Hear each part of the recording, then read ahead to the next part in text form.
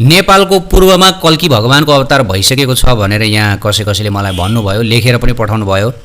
यहाँ मैले लेखेर राखेको छु, यहाँ प्रश्न सोधी पठाउनु भएको छ। गुरु, नेपालको पूर्वमा कल्की भगवान मानव रूप लिएर अवतार लिइसक्नु भएको छ। उहाँले कलियुगमा सम्पूर्ण दुष्टहरूलाई संहार गर्ने काम गरिरहनु भएको छ। वास्तवमा कल्की अवतार नेपालमै भएको हो, यसबारे तपाईँको विचार के छ भनेर एकजना महानुभावले यहाँ सोधी पठाउनु भएको छ। अब म यसबारे के भनौँ है। अब कसैले कल्की भगवान नेपालमा अवतीर्ण हुनुभयो भनेर भन्नुहुन्छ, कसैले कल्की भगवान कुनै कतातिर अवतीर्ण हुनुभयो भनेर भन्नुहुन्छ। त अहिले कल्की भगवानको बारेमा धेरै नै प्रचार प्रसार भइरहेको छ, जतासुकै युट्युबतिर सबैतिर, जहाँ पनि उहाँ पनि कल्की भगवान अवतीर्ण हुनुभयो, उहाँ पनि कल्की सबैतिर कल्की भगवान आउनुभयो भन्ने कुरा अहिले हामी सुन्न सक्दछौँ। त्यो प्रसिद्ध एउटा ग्रन्थ छ भविष्यमालिका।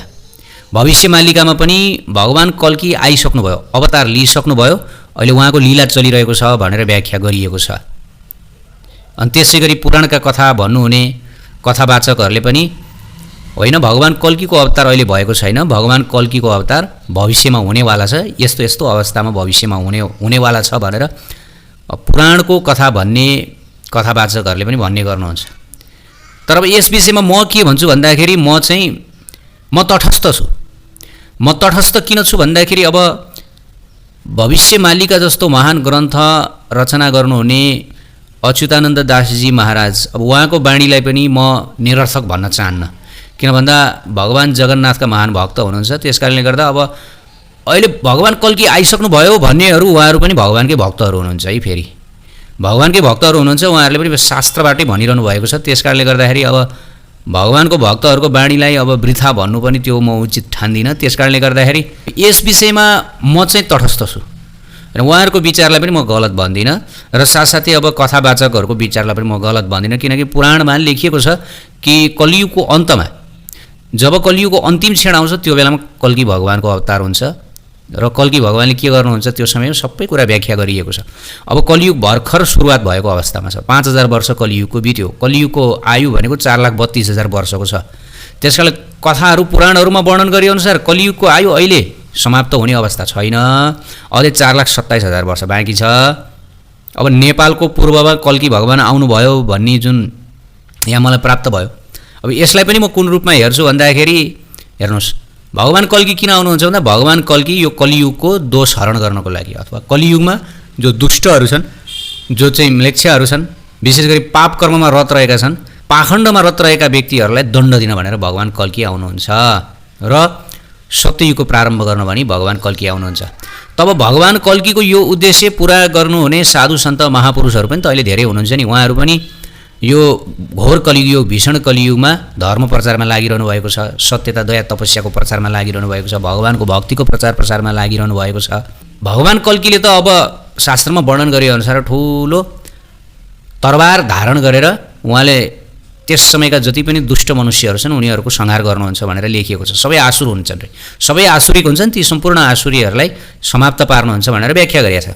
तर जो साधु सन्त भक्त महापुरुषहरू हुनुहुन्छ उहाँहरूले पनि मानिसहरूभित्र भएको असुरहरूलाई सिद्ध्याइरहनु भएको छ, मानिसहरूलाई सिद्ध्याइरहनु भएको छैन। मानिसहरूभित्र निवास गरेको जुन राक्षसी प्रवृत्ति छ, आसुरिक प्रवृत्ति, काम क्रोध लोभ मोहलाई नष्ट गरिरहनु भएको छ आफ्नो प्रवचनद्वारा, आफ्ना बाणीहरूद्वारा, भगवान हरि नामको प्रचारद्वारा, हैन। त्यसकारणले गर्दाखेरि अब यस्ता साधु सन्तहरू पनि भगवान कल्कीका प्रकाश हुनुहुन्छ, अर्थात् एक हिसाबले अवतार नै हुनुहुन्छ भन्दाखेरि पनि फरक नपर्ला।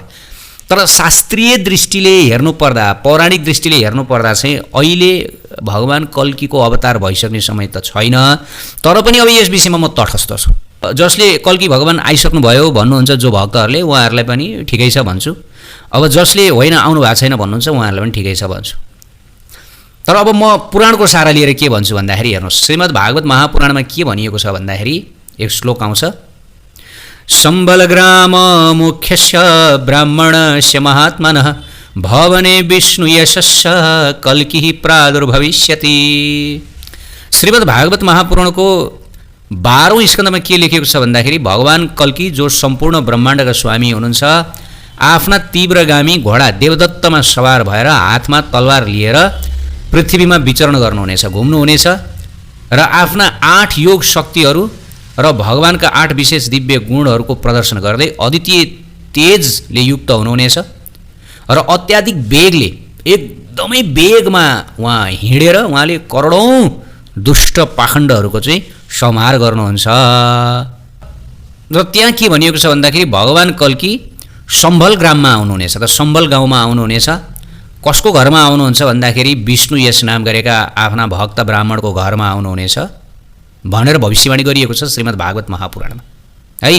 त्यो समयमा चाहिँ संसारका मानिसहरू चाहिँ लगभग सबै म्लेच्छ हुन्छन् भने म्लेच्छ भनेको एकदम पाप कर्ममा रत रहने, गोमांस खाने, गाईको मांस खाने, अनेक किसिमका पाप कर्ममा रत रहने र त्यो पाप कर्मले गर्दाखेरि अब उनीहरूको बुद्धि विवेक केही पनि नहुने र उनीहरू अत्यन्त अधर्मी हुने। त्यसकारणले गर्दा त्यस्ता अधर्मी जीवहरूलाई संहार गरेर फेरि पुनः सत्ययुगको प्रारम्भ गर्न भनी भगवान आउनुहुन्छ। अब भगवानले किन तरवार नै लिएर आउनुपर्छ भन्दाखेरि हेर्नुहोस्, त्यो समयमा मान्छेलाई सम्झाइ बुझाएर काम छैन। अहिले नै मान्छेलाई सम्झाएर बुझाएर काम छैन। अहिले नै जस्तै दुर्योधनलाई भगवान सम्झाउन त जानुभएको हो नि, होइन? तर अन्तिममा त तरवारै झिक्नु पर्यो। त यो संसारमा जब मानिसहरू पापमा लिप्त हुन्छन्, यति लिप्त हुन्छन्, यति लिप्त हुन्छन्, यति लिप्त हुन्छन् कि एक समय यस्तो आउँछ कि उनीहरूलाई सम्झाएर बुझाएर काम लाग्दैन। उनीहरूलाई अब शक्तिशाली भगवानले पनि तरवार नै झिक्नुपर्छ, उनीहरूलाई भौतिक कारबाही नै गर्नुपर्ने हुन्छ। उपदेशले चल्दैन। यदि उपदेशले चल्ने भए त दुर्योधनलाई भगवानले त धेरै उपदेश दिनुभएको हो नि, कति शान्ति सम्झौता गर्नुभएको महाभारतमा आउँछ नि। त्यस कारणले गर्दाखेरि यो शास्त्रमा वर्णन गरिएको छ। त्यसै गरी जयदेव गोस्वामीले पनि के लेख्नु भएको छ भन्दाखेरि म्लेच्छ निवाह निदाने कलायासी करावालम धूमकेतुम इव किम अपि करलम केशव धृत कल्की शरीर जय जगदीश रे। अर्थात् भगवान कल्की त्यस समयमा समस्त म्लेच्छहरूलाई संहार गर्नको लागि भनेर आउनुहुन्छ, म्लेच्छहरूलाई। र भगवान कल्की कस्तो रूप धारण गरेर आउनुहुन्छ भन्दाखेरि धूमकेतुको रूप धारण गरेर, अर्थात् उहाँ धूमकेतु समान भएर आउनुहुन्छ, अचानक आउनुहुन्छ र सबैलाई समाप्त पार्नुहुन्छ। अब अहिले स्थिति यस्तो छ, अब अहिले सबै म्लेच्छा त भइसकेका अहिले छैनन्। भगवानको भक्ति गर्नेहरू पनि भगवानको भक्ति गरिरहनु भएको छ। जो सनातनीहरू आफ्नो निष्ठा श्रद्धामा रहनेहरू पनि हुनुहुन्छ, हो कम सङ्ख्यामा हुनुहुन्छ। तर भगवान कल्की आउनुहुने समयमा सबै म्लेच्छा हुनुहुन्छ। तर भगवानको कृपा, भगवानको अब योग मायाको कस्तो अद्भुत चमत्कार कि एकजना भक्त विष्णु यस नाम गरेका ब्राह्मण भगवत शरणागत हरिभक्त उहाँ चाहिँ भने हुनुहुन्छ अरे। ल भगवानले चाहनुभयो भने त्यस्तो समयमा पनि आफ्नो भक्तलाई टिकाउन सक्नुहुँदो रहेछ। यो भगवानको अद्भुत लीला। तब अहिले वर्तमान स्थिति के छ कसो छ तपाईँहरू आफैले समीक्षा गर्नु होला है।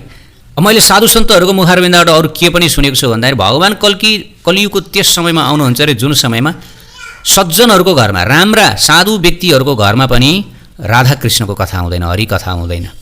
कथा सुन्ने इच्छा त सबैको हुन्छ, तर सच्चा कथा सुनाउने वक्ताहरूको अभाव हुन्छ अरे। कथाको नाममा धेरै ढोङ हुन्छ अरे, नौटङ्गी हुन्छ अरे। अहिले पनि हेरौँ न, मनोरञ्जन धेरै भइरहेछ। नाचगान झाँकीहरू देखाएरै कथा समाप्त भएको हुन्छ, कथा भनिएको हुँदैन। किनभने त्यो झाँकी नाचगानहरू धेरै देखाएर त्यसबाट त अब अर्थोपार्जन हुने भयो भन्न खोजेको तपाईँहरूले बुझिहाल्नुभयो। धार्मिक पाखण्ड बढ्नेछ भनिएको छ। त्यो समयमा भगवान कल्की आउनुहुनेछ। ब्राह्मणहरू लगभग सबै पाखण्डी बन्नेछन्, राजा तथा अधिपतिहरू अधर्मी र भगवानको भक्तिविहीन यज्ञविहीन हुनेछन्। स्वाहा स्वाधा बसटकार आदि वैदिक ध्वनिहरू लोप हुनेछन् भनेर लेखिएको छ। यो श्रीमद् भागवतमा भनिएको। त भागवतमा 10 लक्षणहरू बताइएको छ। सर्ग विसर्ग स्थान पोषण मनमन्त्र उति ईशान कथा निरोध मुक्ति आश्रय। तर सबैको आश्रय भगवान हुनुहुन्छ, श्रीहरि श्रीकृष्ण हुनुहुन्छ है। अब श्रीमद् भागवतको सुरुवातमै ब्रह्माजीद्वारा सृष्टि विस्तारको कथा गरिएको छ। ब्रह्माजीको ध्यानद्वारा भगवानको दर्शन भयो। ब्रह्माजी कहाँ प्रकट हुनुभयो? भगवानको नाभि कमलबाट प्रकट हुनुभयो। ब्रह्माजीबाट सनक सनन्दन सनातन सनत कुमार उत्पन्न हुनुभयो। सबैहरूलाई सृष्टि कार्यमा लाग्न ब्रह्माजीले आदेश दिनुभयो, तर उहाँहरूले मान्नु भएन। श्रीकृष्णकै ध्यानमा रहने इच्छा व्यक्त गर्नुभयो। त्यसपछि रुद्रको प्रकट भयो। ब्रह्माजीको भ्रूमध्यबाट प्रकट हुनुभएका 11 रुद्र स्वरूपहरू उत्पन्न हुनुभयो। रुद्र संहारका देवता मानिनुभयो, अर्थात् उहाँद्वारा सृष्टि कार्य अगाडि बढ्न सकेन। किन भन्दा उहाँद्वारा जो सृष्टि गरिएका छन् उनीहरू पनि संहारक भए। हेर्नुहोस् है, यो भागवतमा आउँदछ। अनि त्यसपछि आएर मनु र शत्रुपाको जब पैदा भयो ब्रह्माजीद्वारा, त्यसपछि आएर मैथुनिक सृष्टि भयो। अब मैथुन प्रक्रियाद्वारा त्यसपछि सृष्टि कर्म अगाडि बढ्न थाल्यो। त्योभन्दा अगाडि मैथुनद्वारा सृष्टि हुँदैन थियो है। यति कुरा यहाँ सबैले बुझ्नु होला। कर्दम ऋषिको तपस्या र दर्शन भन्यो। कर्दम ऋषिले 10,000 वर्ष बिन्दु सरोवरमा तपस्या गर्नुभयो। भगवान विष्णु गरुडमा आरूढ भएर प्रकट हुनुभयो। भगवानको दिव्य स्वरूपको दर्शनको वर्णन त्यहाँ गरियो है। वास्तवमा भन्नुपर्दा चैतन्य चरितामृतमा हामीले यो पढ्नुपर्छ। चैतन्य चरितामृत पढिसकेपछि हामीले सबै कुरो जान्न सक्दछौँ, कदेखि ज्ञसम्मको। चैतन्य चरितामृत पढौँ, हेर्नुहोस् भगवान् चैतन्य महाप्रभुको अवतार त्यस कारणले कलियुगमा विशेष अद्वितीय किन छ? किन भन्दा यो कलियुग भक्तिको युग हो। यहाँ हेर्नुहोस्, यहाँ के भनिएको छ हेर्नुहोस् है त।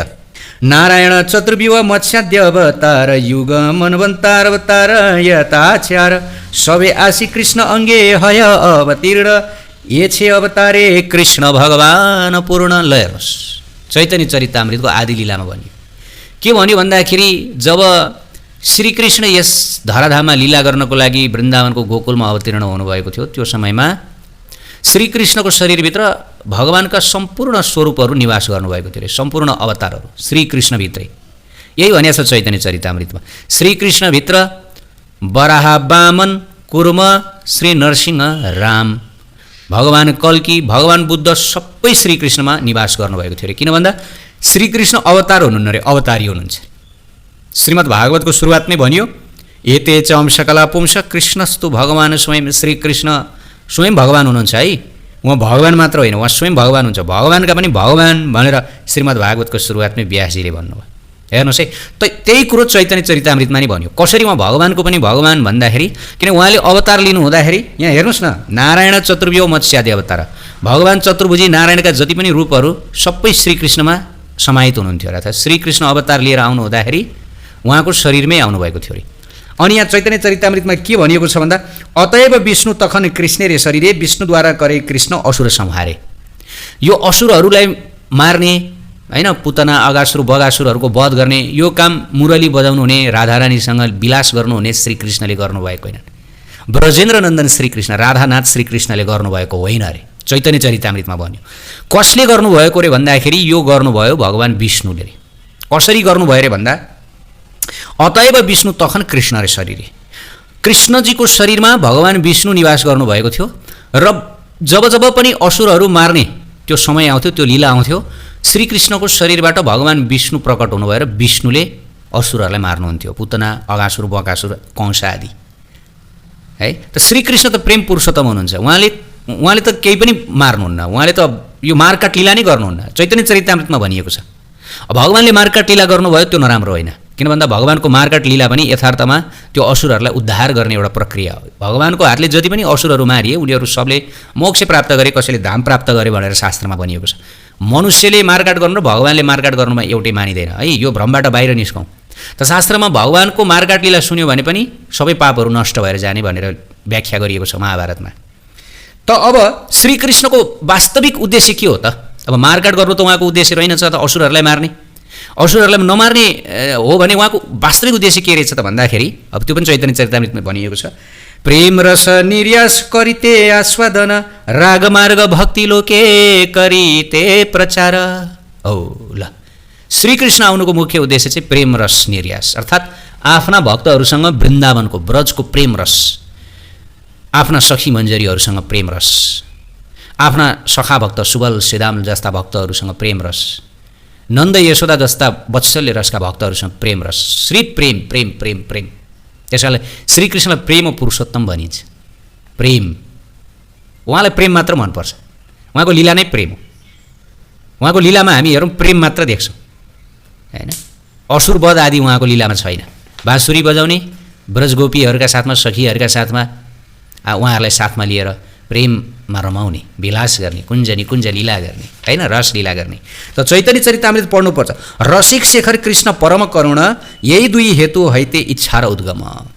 आफ्नो प्रेम रस लीला संसारमा देखाउने, किनकि यहाँ चैतन्य चरितामृतमा के भनिएको छ भन्दाखेरि हेर्नुहोस् अगाडि आउँछ ऐश्वर्य ज्ञाने ते सब जगत मिश्रित ऐश्वर्य शिथिला प्रेम नाही मोर प्रीत। श्रीकृष्णले विचार गर्नुभयो अरे मैले यतिका लामो समयसम्म ऐश्वर्य लीला मात्र देखाएँ, अर्थात् म जान्छु धरतीमा जान्छु, मैले विभिन्न अवतार लिएर असुरहरूलाई वध गर्छु, असुरहरूलाई वध गर्छु, धरतीको भारण गर्छु, मैले मेरो ऐश्वर्य प्रकट गर्छु। तर यसबाट मानिसहरूले मेरो भक्ति त गर्छन्, तर मेरो भक्ति ऐश्वर्य भावमा गर्छन्, सम्मानको भावमा। ओहो जगदीश्वर प्रभु हरि हजुर त यो जगतलाई असुरहरूबाट रक्षा गर्नेवाला हुनुहुन्छ भनेर जय जयकार गरेर हरिको गुणगान गर्ने, कृष्णको गुणगान गर्ने, ओ यो पनि भक्ति हो, तर यो ऐश्वर्य भक्ति भयो, हात जोडेर एकदम थरथर काम्दै गरिने भक्ति। तर भगवान्लाई यस्तो किसिमको भक्ति त्यति प्रिय लागेन अरे। यहाँ त्यही भनेको छ चैतन्य चरितामृतमा ऐश्वर्य ज्ञाने ते सब जगत मिश्रित ऐश्वर्य शिथिल प्रेमे नाही मोर प्रीत। ऐश्वर्यको भक्ति, ऐश्वर्य ज्ञानले यो सारा जगत मिश्रित भयो, अर्थात् भरियो। तर यो मलाई त्यति प्रिय लागेन। म त चाहन्छु मानिसहरूले, मेरा भक्तहरूले मेरो भगवत्तालाई नै भुलेर, उहाँ भगवान् हुनुहुन्छ भन्ने कुरै भुलेर उहाँ मेरो प्रियतम हुनुहुन्छ, उहाँ मेरो प्राणनाथ हुनुहुन्छ, उहाँ मेरो पुत्र हुनुहुन्छ, उहाँ मेरो साथी हुनुहुन्छ, यो भावमा मेरो भक्ति गरून् भनेर भगवान् चाहनुहुन्थ्यो अरे श्रीकृष्ण। त्यही भएर उहाँ श्रीकृष्ण लीलामा आउनुभयो। ब्रह्माको एक दिनमा श्रीकृष्ण लीला हुन्छ, अर्थात् 8 अर्ब वर्षको एकचोटि, सधैँ हुँदैन। ब्रह्माको एक दिनमा अब कतिवटा सत्य त्रेता द्वापर समाप्त हुन्छ भन्दाखेरि सत्य त्रेता द्वापर कलिले 1000 फन्को लगाउँछ र प्रत्येक फन्कोमा भगवान्का अवतारहरू भइरहन्छन्, तर ती सबै भगवान् विष्णुका अवतार हुन्छन्। ब्रजेन्द्र नन्दन ब्रजका ठाकुर राधाकृष्णको अवतार हुँदैन।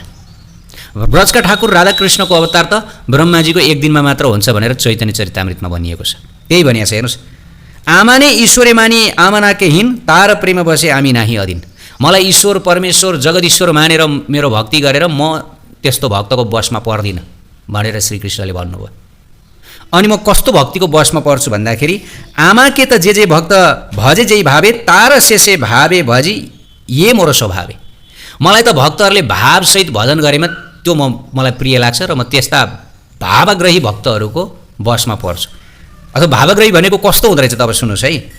मोर पुत्र मोर सखा मोर प्राणपति, यही भावे करी जे मोर शुद्ध भक्ति।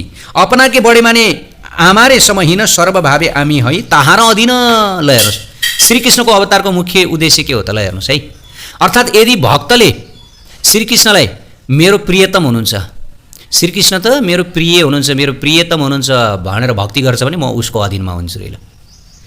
अर्थात् श्रीकृष्ण भगवान् परमेश्वर हुनुहुन्छ, अनन्तकोटि ब्रह्माण्डका नायक हुनुहुन्छ भन्ने यो भाव भुलेर, यो भावलाई बिर्सेर, होइन श्रीकृष्ण त मेरो प्राण प्रियतम हुनुहुन्छ, म श्रीकृष्णकी प्रिया हुँ, म श्रीकृष्णकी सखी हुँ, म श्रीकृष्णको मञ्जरी हुँ भन्ने यो भावमा यदि कोही भक्तले भक्ति भजन गर्नुहुन्छ भने त्यो श्रीकृष्णलाई प्रिय लाग्छ अरे। चैतन्य चरितामृतमा भन्यो, प्रिय लाग्ने मात्र होइन म उसको अधीनमा हुन्छु भनेर भन्नुभयो। यहाँ त्यही भन्नुभयो, अपना के बड माने आमारे समहीन, सर्वभावे आमी यहाँ ताहार अधीन। त्यही भएर जब कुञ्जमा जब राधारानी मानिनी भएर बस्नुभएको हुन्छ, श्रीकृष्ण आउनलाई अलिकति विलम्ब भएर, त्यस समयमा बाहिर मञ्जरीहरू, कुञ्जभन्दा बाहिर मञ्जरीहरू चाहिँ पहरेदार भएर, अर्थात् त्यहाँको कुञ्जको द्वारपाल भएर बस्नुहुन्छ। अनि श्रीकृष्ण आउनुहुन्छ, भित्र प्रवेश गर्न खोज्नुहुन्छ। मञ्जरीहरूले भन्नुहुन्छ, हे स्वामी अहिले भित्र नजानुहोस्, राधारानी हजुरसँग रिसाउनु भएको छ भनेर भन्नुहुन्छ। राधारानी रिसाउनु हुन्न, तर लीला श्रीकृष्णलाई मनपर्छ, त्यही भएर यो लीला हो। तब त्यसपछि श्रीकृष्ण मञ्जरीहरूको चरणमा पर्नुहुन्छ अरे, धुरुधुरु रुनुहुन्छ अरे, हात जोड्नुहुन्छ अरे। शास्त्रमा भनिएको छ, यद किङ्करीसु बहुश खलु काकुबाणी, अर्थात् राधारानीका किङ्करी मञ्जरीहरूको चरणमा परेर श्रीकृष्ण हार गुहार गर्नुहुन्छ अरे, मलाई भित्र जान देऊ, व्यवस्था मिलाइदेऊ भनेर। ल हेर्नुहोस्, ल हेर्नुहोस्, अचम्म होइन त? हो, श्रीकृष्ण यस्तो भक्ति चाहनुहुन्छ अरे। त्यस कारणले गर्दा उहाँ संसारमा वृन्दावनमा अवतीर्ण हुनुभएर उहाँले ब्रह्माको एक दिनमा यस्तो भक्ति प्रदर्शन गर्नुहुन्छ, देखाउनुहुन्छ, लीला गर्नुहुन्छ, आकर्षित गर्नुहुन्छ, ताकि सारा संसारले ऐश्वर्यलाई भुलेर, ऐश्वर्य ज्ञानलाई भुलेर प्रेम भक्ति गरून्, ब्रजको निकुञ्ज भक्ति गरून्, होइन त? अब यो बुझ्नेलाई श्रीखण्ड, नबुझ्नेलाई कुनै के भनेको जस्तो। त भगवान्का लीलाहरू विचित्र छन्, अद्भुत छन्। चैतन्य चरितामृत पढौँ, सबै कुरा चैतन्य चरितामृतमा व्याख्या गरिएको छ। राधेश्याम, जसलाई चैतन्य चरितामृत चाहियो कृपया मलाई मेसेज गर्नुहोला, लेख्नुहोला, म पठाइदिन्छु। हस्त, हरे कृष्ण, राधेश्याम।